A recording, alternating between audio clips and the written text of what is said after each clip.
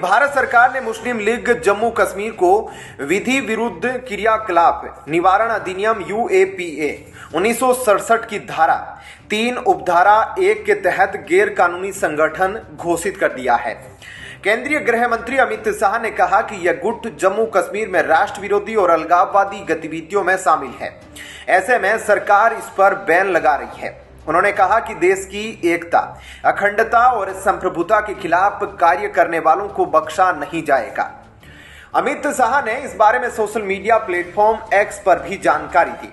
उन्होंने लिखा है कि मुस्लिम लीग जम्मू कश्मीर मसरत आलम गुट संगठन और इसके सदस्य जम्मू और कश्मीर में राष्ट्र विरोधी और अलगाववादी गतिविधियों में शामिल है और जम्मू कश्मीर में आतंकी गतिविधियों और लोगों को भड़काकर वहां इस्लामी शासन स्थापित करने को समर्थन देने में लिप्त है।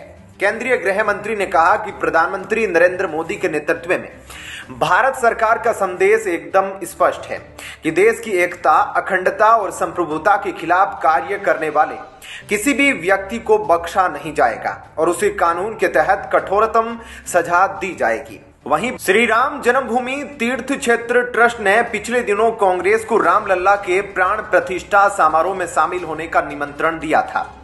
कांग्रेस ने भी इस ऐतिहासिक समारोह का न्योता देने के लिए ट्रस्ट को धन्यवाद दिया था, लेकिन लगता है यह बात केरल की सबसे पुरानी पार्टी इंडियन यूनियन मुस्लिम लीग को पसंद नहीं आई। अब मुस्लिम लीग ने कांग्रेस के ऊपर बीजेपी के एजेंडे में न फंसने के लिए दबाव बनाना शुरू कर दिया है। बता दें कि केरल में आईयूएमएल कांग्रेस के नेतृत्व वाले यूडीएफ गठबंधन का दूसरा सबसे बड़ी सहयोगी है। बुधवार को इसके महासचिव पीएमए सलाम ने कांग्रेस को बीजेपी के झांसे में न आने की चेतावनी दी।